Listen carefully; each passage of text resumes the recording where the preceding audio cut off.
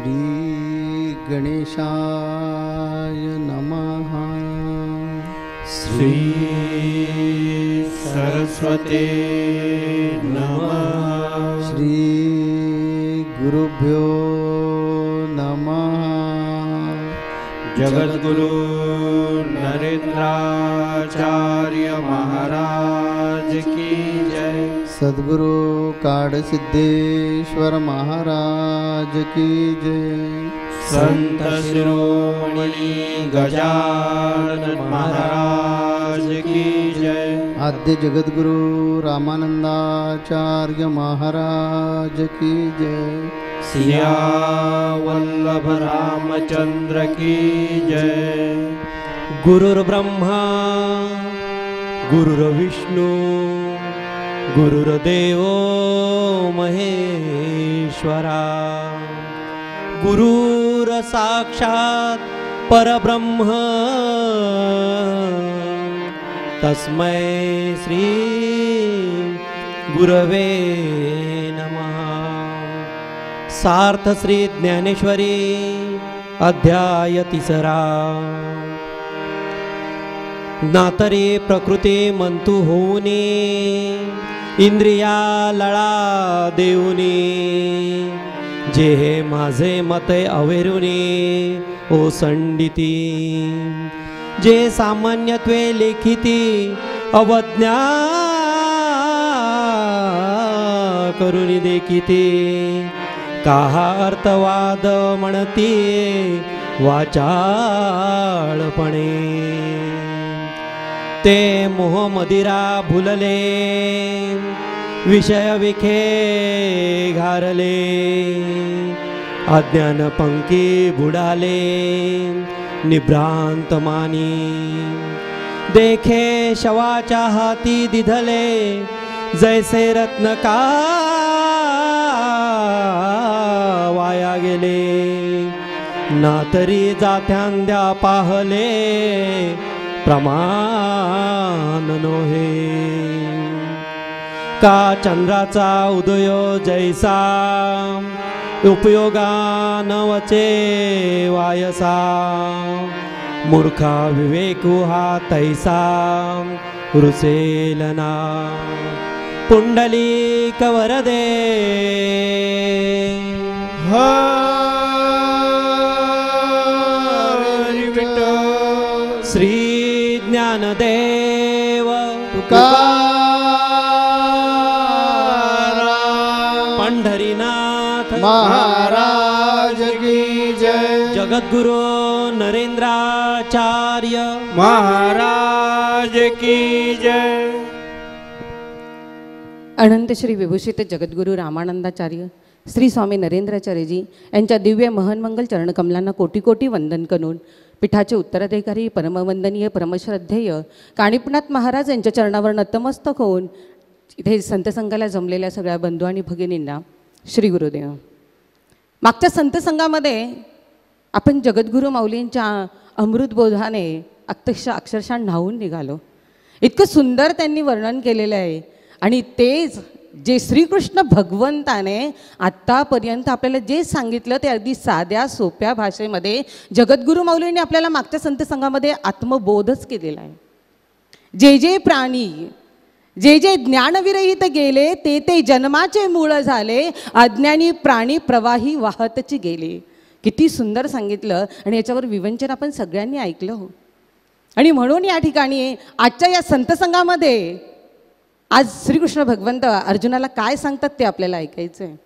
आज आपण जशी ज्ञानेश्वरी सुरू झाली 10 ते 15 संतसंघामध्ये आपण हेच ऐकत आलेलो आहे की श्रीकृष्ण भगवंत अर्जुनाला निष्काम कर्मयोगाचंच मार्गदर्शन करताय। आणि सगळ्यात महत्त्वाचं म्हणजे काय तर स्वधर्माचरण।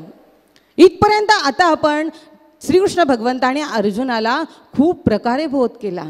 आणि म्हणून या ठिकाणी श्रीकृष्ण भगवंत अर्जुनाला सांगतात जसं आपल्या मागच्या संतसंघामध्ये माऊलींनी आपल्याला तेच सांगितलं की मी सांगतो म्हणून करू नका, तुम्हाला पटलं तरच तुम्ही ते करा।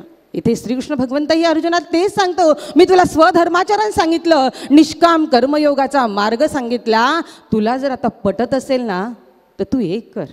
हे उगाच ओझं तू डोक्यावर घेऊ नको. तुझ्या मनाला जर तो पटत असेल तर आता एकच कर, या युद्धभूमीवर तू रथावर आरूढ हो. रथावर आरूढ हो, धनुष्य बाण हातात घे, वीरश्री अंगामध्ये संचरू दे तुझ्या. आणि या ठिकाणी तुझ्या अंतरंगात एकच विषय असायला पाहिजे, तो म्हणजे की मी क्षत्रिय आहे. आणि या क्षत्रियाचा स्वधर्म काय आहे तर या ठिकाणी युद्ध करणं. हा संदेश, हा उपदेश श्रीकृष्ण भगवंताने अर्जुनाला दिलेला आहे.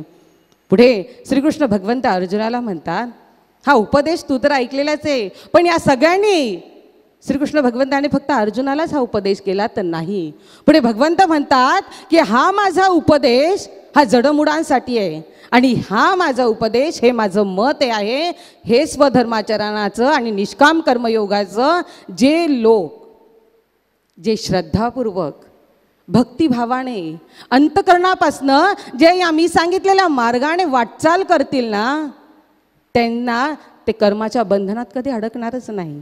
कारण कर्म करणारे ते सगळे येऊन मला मिळतात, त्यांनाच भगवंताची प्राप्ती होते, तेच परमानंदाच्या सुखामध्ये रममाण होतात आणि त्यांनाच आत्मज्ञान प्राप्त होतं. हा भगवंताचं अतिशय हे सुंदर वचन या गीतेमध्ये दिलेलं आहे.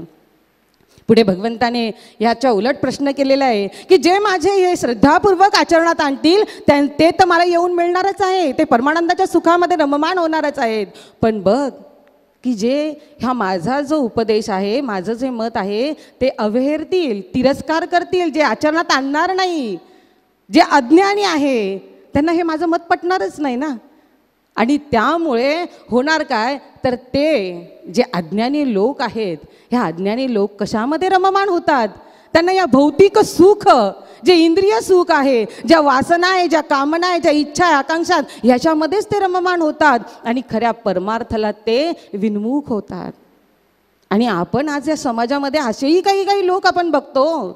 त्या काळामध्ये द्वापार युगामध्ये श्रीकृष्ण भगवंताने हे मत मांडलं, पण आजच्या समाजामध्ये स्पष्ट दिसतं की हजारातले लोक, हे 999 लोक हे परमेश्वराला मानत नाही, देव नाहीच आहे असंच त्यांचं परखड मत असतं. पण ते कशामध्ये लिप्त झालेले असतात तर या देह सुखामध्ये, या वासनेमध्ये, हे मला मिळवायचं म्हणजे मिळवायचंच, आणि याच्यासाठी ते अहोरात्र प्रयत्न करतात. आता इथे इंद्रिय सुखासाठी, इंद्रिय सुखामध्ये जे अडकलेले आहेत, इंद्रिय भोग जे आहे त्याच्यामध्येच रममाण होणारे जे आहेत ना, त्यांना इथे परमेश्वराने अज्ञानी म्हटलेलं आहे. आणि अशा लोकांना हा नरदेह जरी मिळाला तरी तो वाया गेलेला आहे. म्हणून इथं भगवंताने श्रीकृष्णाला असं सांगितलेलं आहे की तू देह जे आहे, देहाभिमान सोड, देहबुद्धीचा त्याग कर, किंवा देह आसक्ती तू धरू नको. जोपर्यंत अर्जुन भ्रमित झालेला आहे. अर्जुनाला विविध प्रकारचा भगवान कृष्णाने बोध केला आहे आणि भगवान कृष्णाची अपेक्षा आहे की त्याने आता युद्धाला सुरुवात करावी. म्हणून त्यांना हेही निक्षून सांगितलं की बघ अर्जुना, दुसऱ्याचं ओझं घेऊन डोक्यावर चालण्यात काय अर्थ नाही, कारण त्या ओझ्याचा भार आपलं शरीर पेललं पाहिजे, नाहीतर आपलं शरीर त्रासदायक ठरेल शरीराला. तसं मी सांगतोय म्हणून नको बाबा. तुला जर तुझ्या मनाला पटलं, तुला योग्य वाटत असेल की मी क्षत्रिय आहे, ही युद्धभूमी आहे, या युद्धभूमीत युद्धच केलं पाहिजे, इथं ज्ञानाच्या गोष्टी मारून चालणार नाहीत, किंवा भयाच्या गोष्टी सांगून चालणार नाहीत, की नातीगोती इथे आठवून चालणार नाहीत. कारण नातीगोती जर आठवली तर आपल्यातली वीरश्री येणार नाही. हा वीररस निर्माण होण्यासाठी आपल्याला नातीगोती विसरावे लागतील, मोहमायेतून बाहेर यावं लागेल. तर हे माझं मत जर तुला पटत असेल तर तू काय ते ठरव. हां, आणि हे लक्षात घे, हे असं मत कुणाला पटत नाही, जे वासनादी विकारामध्ये अडकलेले असतात त्यांना कितीही सांगा त्यांना पटणार नाही. का तर त्यांची जी इंद्रिय आहेत, ह्या इंद्रियांनीच त्याला ग्रासलेलं असतं. जसं दारू पिणारा माणूस आहे ना, तो पिलेला आहे, त्याला सांगा ए बाबा असं करू नकोस, तो म्हणणार नाहीच करणार, उद्यापासून सोडले बघा, करणारच नाही. अरे हे दारू पिणं वाईट आहे, हे दारू पिलास तर ह्याच्यामुळे तुझ्या मुलाला त्रास होईल, तुझ्या बायकोला त्रास होईल, तो तुला त्रास होईल, हे असं करू नकोस, तसं करू नकोस.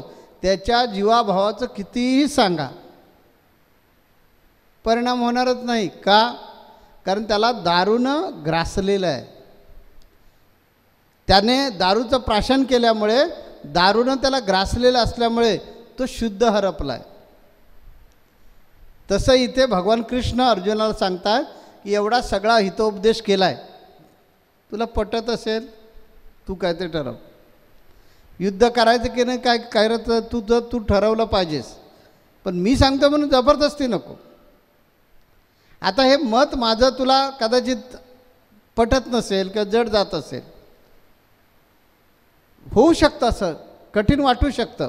कुणाला वाटतं? जे वासनादी विकारांमध्ये, थोडक्यात विषय सुखामध्ये जे अडकलेले आहेत त्यांना वाटतं.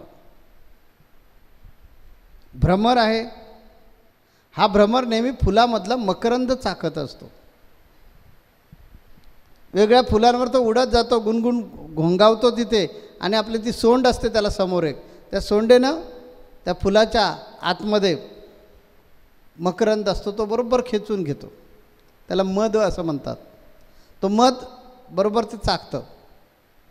कमळाच्या फुलावर पण ते भ्रमर जाऊन बसतो आणि कमळाच्या फुलातला सुद्धा मकरंद चाखत असतो. आता कमळाचं फूल हे असं आहे की ते दिवसा उमलतं आणि संध्याकाळ झाल्यानंतर हळूहळू ते बंद होतं. आता त्या मकरंदामध्ये इतका मशगूल तो भ्रमर असतो की कमळाचं फूल बंद होणार हे त्या मकरंदाला माहिती असतं. बरंच ठीक आहे, मकरंद चाकता चाकता लक्षात नाही आलं आणि तो त्या भ्रमर आतमध्ये अडकला की बाहेर कसं पडायचं आहे मकरंदाला सांगण्याची, म्हणजे त्या भ्रमराला सांगण्याची गरज नाही ना. कारण त्या भ्रमरामध्ये एवढी ताकद आहे की एखाद्या झाडाला भ्रमर तो लागला का लाकडामध्ये गेला, तो त्याला होल पाडतो आणि आरपार बाहेर निघून जातो. भ्रमर म्हणजे भोंगा, काही ठिकाणी त्याला भुंगा म्हणतात, प्रत्येक ठिकाणी शब्द वेगवेगळे आहेत. तो लाकडाला तो भुंगा लागतो आणि लाकडाला इकडून आतमध्ये घुसतो आणि केवढंही मोठं खोड असू दे आरपार बाहेर पडून निघून जातो. एवढी ज्याच्यामध्ये ताकद आहे तो भ्रमर कमळामध्ये अडकून पडतो, त्या कमळाच्या फुलामध्ये.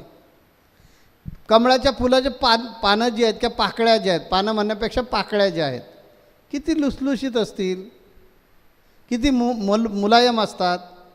त्या भ्रमराला पोखरून बाहेर येणं कठीण आहे का? नक्कीच कठीण नाही आहे. एवढं टणक झाड, कोरडं झाड, वाळलेलं झाड पोखरू शकतो एवढं ज्याच्यामध्ये सामर्थ्य आहे.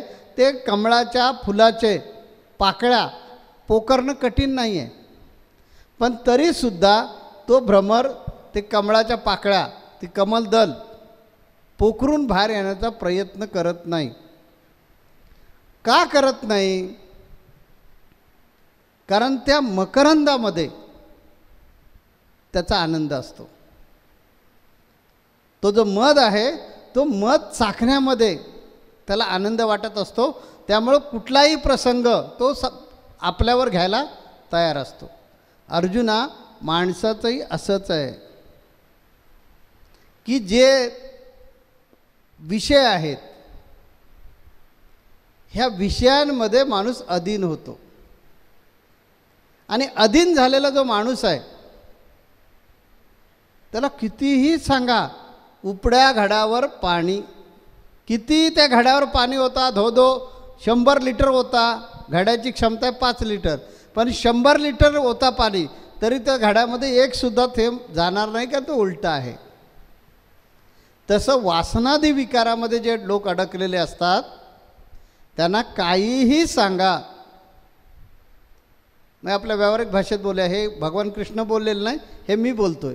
नळी फुंकली सोनारे, इकडून तिकडे गेले वारे. त्या सोनाऱ्यानं नळी फुंकावी आणि इकडून तिकडे पास वारं व्हावं. तशी वासनादी विकारामध्ये अडकलेली जी माणसं असतात त्यांची स्थिती होते. अर्जुना तू तर त्याच्या वरच्या पटीतला आहेस. तू ज्ञानयोगाच्या गप्पा मारल्यात, ज्ञानयोगाच्या गोष्टी करणारा माणूस आहेस तू. त्यामुळे वासनादी विकारामध्ये अडकायचं की नाही अडकायचं हे तुला ठरवायचं आहे.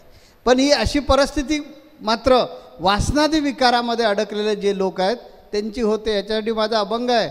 वासना लागे जीवा तेने दुःख मिळे तेने उपाधी बाळावेल की. वासना आणि प्रपंच मानिला आनंद कनक आणि कामिनी माझी माझी. माझी माझी पुत्र पौत्र आणि धन नरेंद्र म्हणे जीन झाले हीन. म्हणजे नरेंद्र काय म्हणतात की जीवन जे आहे ते हीन होतं आपलं.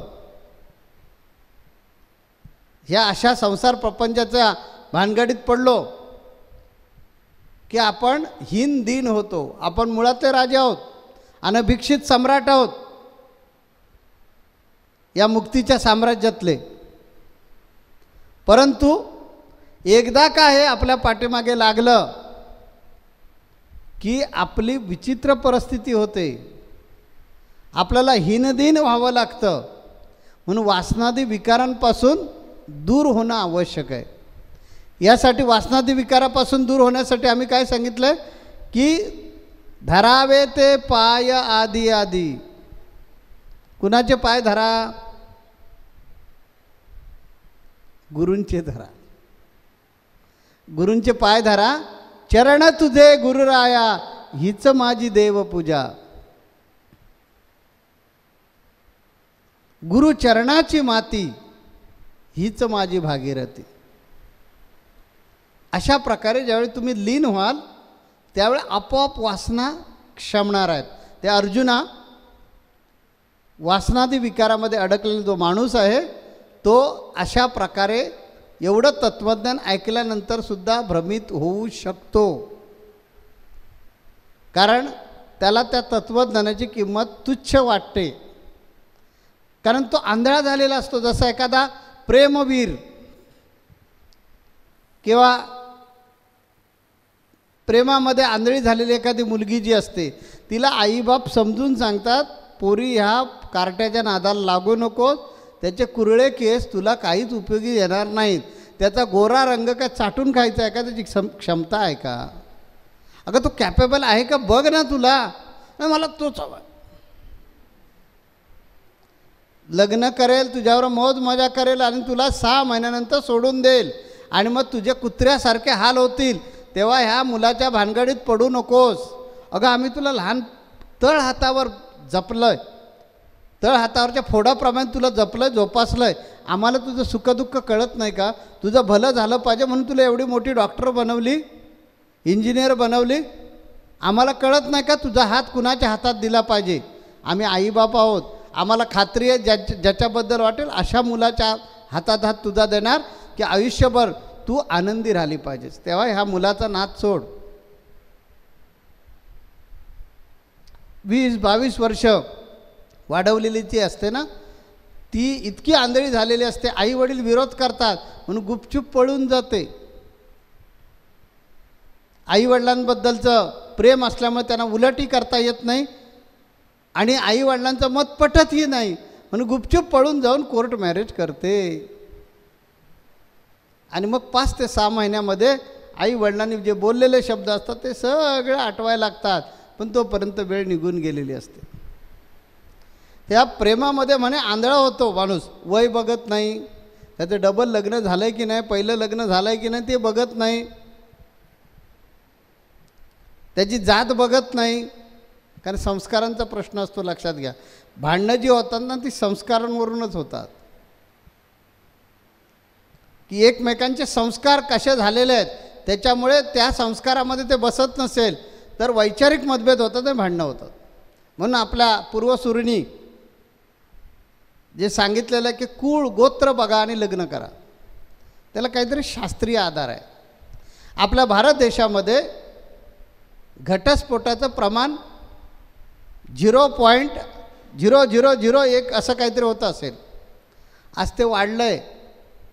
0 तो गेलाच अगोदरचा आणि आता ते प्रमाण वाढलेलं आहे. आणखीन काही वर्षानंतर असं दिसेल की 100 मुलांनी लग्न केली त्यातल्या 50 मुलांचा घटस्फोट कोर्टामध्ये सुरू आहे.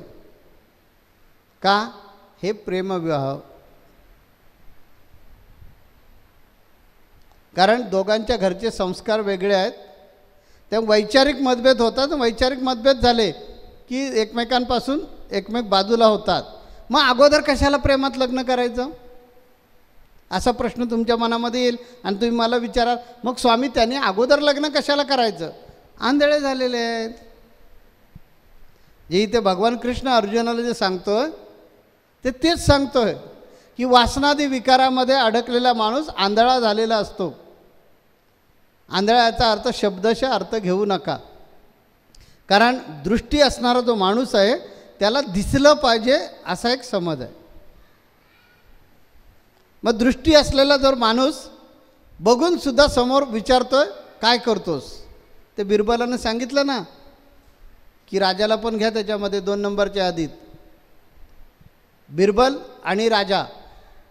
म्हणजे बिरबलाला विचारलं आपल्या देशामध्ये अकबर बादशाहनं विचारलं आपल्या देशात आंधळे किती. तर म्हणाल ठीक आहे महाराज मी सांगतो थोड्या वेळानं तुम्हाला काही दिवसात सांगतो मला अवधी द्या. काही अवधी गेल्यानंतर बिरबल एका चौकामध्ये बाजलं विनत बसला आणि कारकून बसवला आपल्याजवळ. प्रत्येकजण यायचे. 2 याद्या केल्या एक आंधळ्यांची आणि एक डोळसची. आंधळ्या जो होतं ती 1 नंबर आणि डोळस 2 नंबर. आणि जनगणना सुरू झाली. गणना सुरू झाली. लोक यायचे काय बिरबल बाजलं विनताय आज कारभार ह्याच्याकडे राज्यसभेत गेला नाहीत. 2 नंबर म्हणजे डोळस आहे 2 नंबर. काही जण विचारायचे काय बिरबल काय करतोस 1 नंबर. अशा प्रकारे गणना सुरू झाली. अकबर बादशाह आला आणि अकबर बादशाह नेमका तोच प्रश्न विचारला काय बिरबल काय करतोस. त्याने सांगितलं 1 नंबर. कारकुनानं 1 नंबरमध्ये नोंद करून घेतली. आणि 1-2 दिवस झाल्यानंतर अकबर बादशाहनं विचारलं झाली का या जनगणना झाली का. हो यादी झाली. बरं सांग डोळस किती आणि आंधळे किती. त्यांनी सांगितलं आंधळ्यांचा आकडा एवढा आणि डोळसाचा आकडा एवढा. बरं कोण कोण आंधळ्यामध्ये आहेत. महाराज म्हणाल माफ करा कारण त्याच्यामध्ये पहिलं नाव तुमचंच आहे. अरे डोळे आहेत ना मी काय करतो ते दिसतंय तरीसुद्धा मला काय विचारता. तसं इथे भगवान कृष्ण सांगतात की वासनेमध्ये अडकलेला जो माणूस आहे तो माणूस किती तत्त्वज्ञान मी चांगलं सांगितलं तरी त्याच्यावर उपयोग होईल असं मला वाटत नाही. ते अर्जुना तू आता ठरवायचं आहेस. तुला मी ज्ञानी समजतो तर तू आता काय ते ठरव. आपण पागारे ताईंकडे जाऊया. श्री गुरुदेव माऊली. अतिशय सुंदर असं माऊलींच्या मुखातून आपण अमृतपान केलेलं आहे.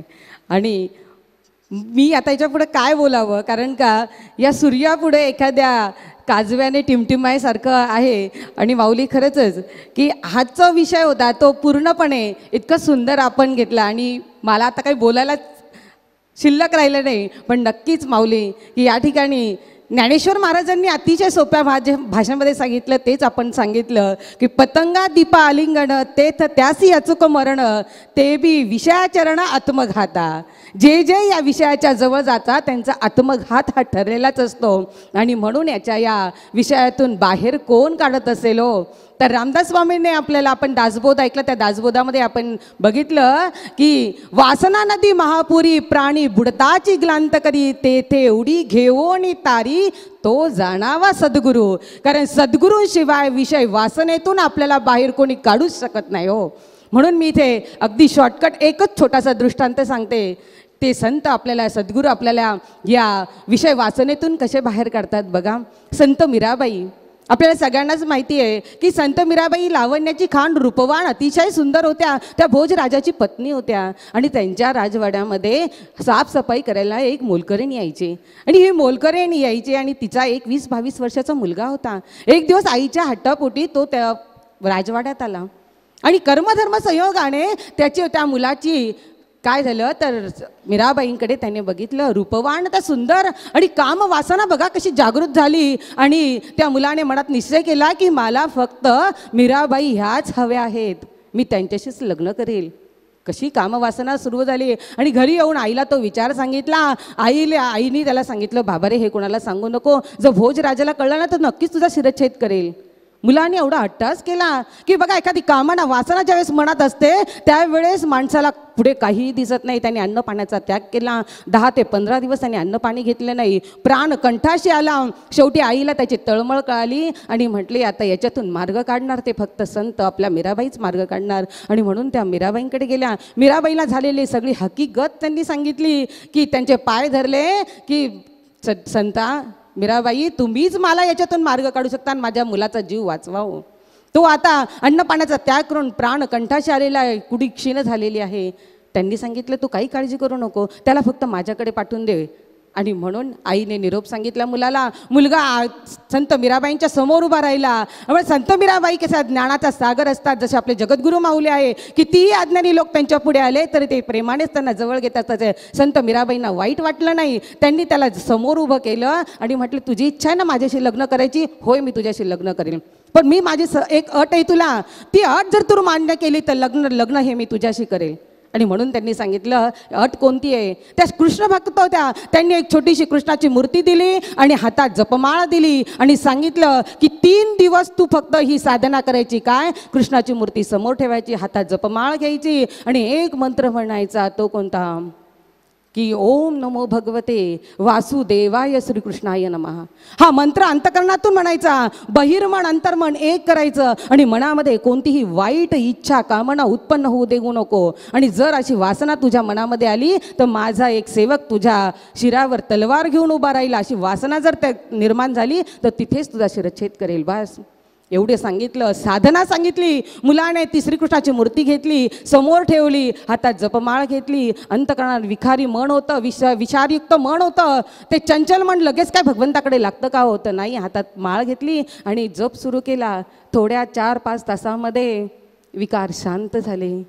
देहाशी तादात्म्य झालं. श्रीकृष्ण भगवंताच्या मूर्ती अंतकरणात साठवली गेली. डोळे मिटल्या गेले. अंतकरणातून एकच भाव निर्माण झाला आणि हळूहळू जप करता करता करता करता 8-15 तास झाले. एक दिवस निघून गेला. हाताची जपमाळ कधीच खाली पडून गेली.